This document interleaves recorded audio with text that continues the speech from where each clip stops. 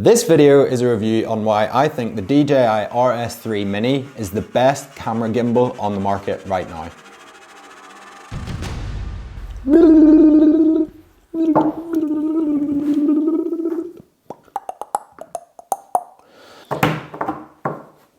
DJI RS3 Mini. I've been using the DJI RS3 Mini for a few months now, and I still think it's hands down the best value for money that you're gonna get with a gimbal. Let's go into the reasons why. Number one, vertical shooting. This is probably the main reason that I actually bought this gimbal, because about 90% of the work that I do for businesses is for social media content, the majority of which is all consumed in vertical format. So this gimbal makes it a bit of a no-brainer if you need to shoot vertical content. I love the fact that it only takes a few seconds to set up from horizontal shooting to vertical shooting. Just watch, like this. So we take this doodah off. We're gonna make this guy fall down, and then we take this guy off. So he pops off like that, and this fella pops in like so. Reason number two is that this gimbal can connect directly to your camera via Bluetooth. There's a couple of different things that you can do with this.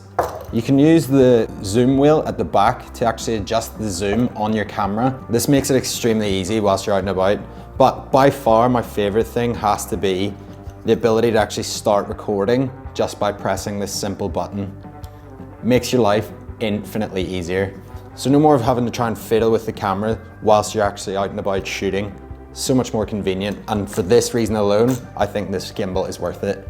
Reason number three is the gimbal modes. So you've got 5 different options. You've got pan follow, you've got pan tilt follow, you've got FPV, you have a custom option, and then you also have the 360 roll version. To be honest though, the majority of your time is probably gonna be spent in one of the first 3 modes. It's very rare that you would have to actually set up a custom mode, or if you're going for some artsy-fartsy 360 roll, then fair enough, knock yourself out. Reason number 4, the battery life on this thing is absolutely phenomenal. The battery life on this is gonna last way longer than most of you will probably ever need. I've used it for a few hours on several different shoots, and whenever I've gone to check the charge that's left, there's still like so much. Reason number 5 is the actual travel and form factor of the thing. The RS3 Mini is very light, small, and compact, so it's very easy to actually travel with. You can lock it into position using little mechanisms on the arms, which is a massive time saver because it means you don't have to rebalance the gimbal every time you put it away and take it back out. You can also store it in the side of your backpack. That's the way I travel with it the most, to be honest. So it's a very handy form factor and just zips into the side of your pocket, or if you've got a carrier bag, you can use one of those too. It wouldn't be a fair review unless I started to think of some things that I didn't actually like about the gimbal, and in all fairness, it's not all sunshine and rainbows. The max payload of this gimbal is only 2 kilograms, meaning that you're limited to what type of camera and lens that you can put on it. But if you're the type of person that's hoping to put on a big massive 70-200 or bigger lens, you're probably looking at the more pro models anyway. So if you do need to shoot with a bigger lens and bigger load,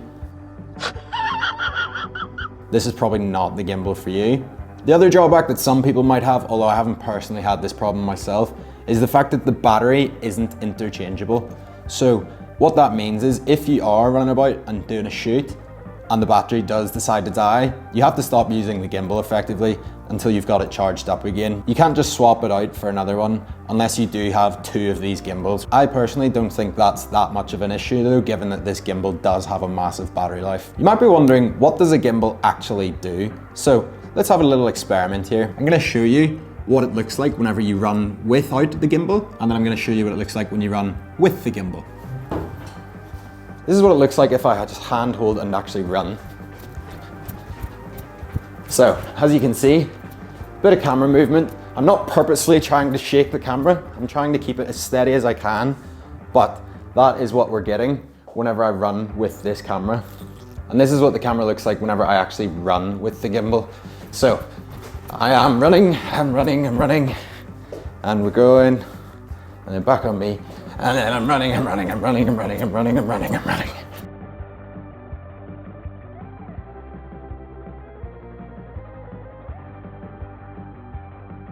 One of the other things that you can do with this gimbal, if you are struggling and need that little bit of extra payload, you can buy an accessory, which is this. So this little handle attaches on, and it's actually really simple. You literally just slide it in like so, it locks in place, And then obviously you can tighten it up as well to make sure that it's really nice and firm.